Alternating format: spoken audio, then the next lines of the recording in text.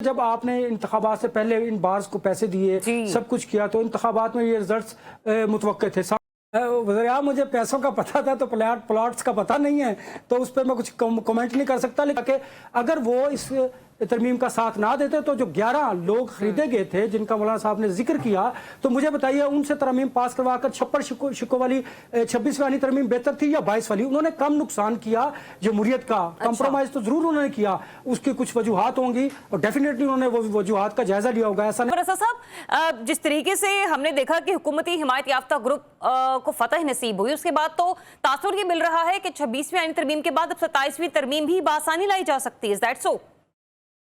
पहली बात तो यह है कि इसके लिए बड़ी मैनेजमेंट की गई थी।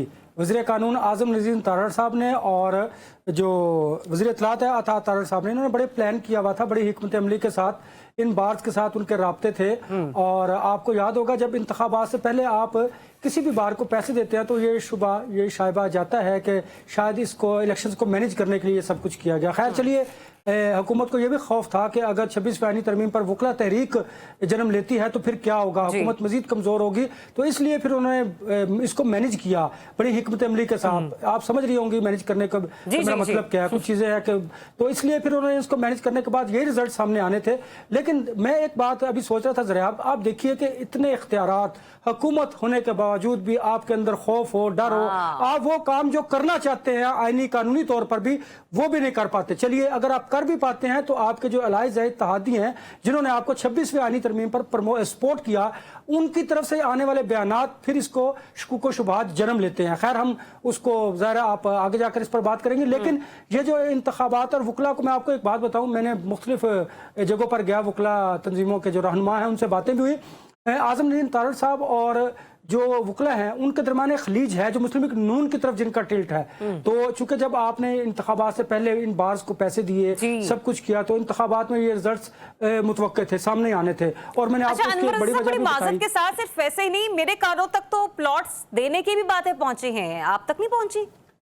वज़ीर-ए-आज़म, मुझे पैसों का पता था तो प्लॉट्स का पता नहीं है, तो उस पर मैं कुछ कमेंट नहीं कर सकता। लेकिन मुमकिन है, देखिए जब आप इक़्तिदार में होते हैं, हुकूमतें ये हथकंडे इस्तेमाल करती हैं। यही वो वसाइल हैं जो आपने अवाम पर खर्च करने के बजाय अपने इक़्तिदार को दवाम देने के लिए इस तरह खर्च किए जाते हैं। ये कोई भी हुकूमत करे, मुस्लिम लीग नून की हो, पीपल्स पार्टी की, पीटीआई की, हमने हमेशा इसकी ना सिर्फ निशानदेही की है बल्कि हमने कहा ऐसे जो हालात है ये हुकूमतों को मजबूत नहीं कमजोर करते हैं, ये इदारों को मजबूत नहीं कमजोर करते हैं। देखिए इसके बाद आने वाली जो गवर्नमेंट होगी वो क्या करेगी, वो भी अपने वकला जो हैं जिन्होंने मुश्किल वक्त में उनका साथ दिया वो उनके साथ खड़े होंगे। तो इस तरह से ना तो इदारे मजबूत होते हैं और ना ही जमहूरियत पनपती है। आप वक्ती तौर पर अपने इक़्तिदार को बचाने के लिए और जो खौफ आपके दिल और दिमाग में समाये होते हैं, शायद आप उनको कम करने के लिए तो ये इक़दामात आपके लिए सूटेबल हो सकते हैं, लेकिन ये मुल्क और कौम के लिए बेहतर नहीं होते। इक़दामात हो सकते हैं। साहब, इसमें तो कोई शक नहीं कि 26वीं आईनी तरमीम के बाजू जिस तरीके से मौलाना साहब ने मरोड़े, उनके ऊपर दांत तो देना उन्हें बनती है।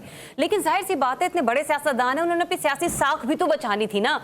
तो जो मौलाना का अमल रहा उसको आप किस तरीके से एनालाइज करेंगे? और दूसरा ये भी कि अभी ऐसी कौन सी पिटारी में तरमीम बाकी है हुकूमत की कि जो 27वीं यानी तरमीम के बाद पूरी हो जाएंगी?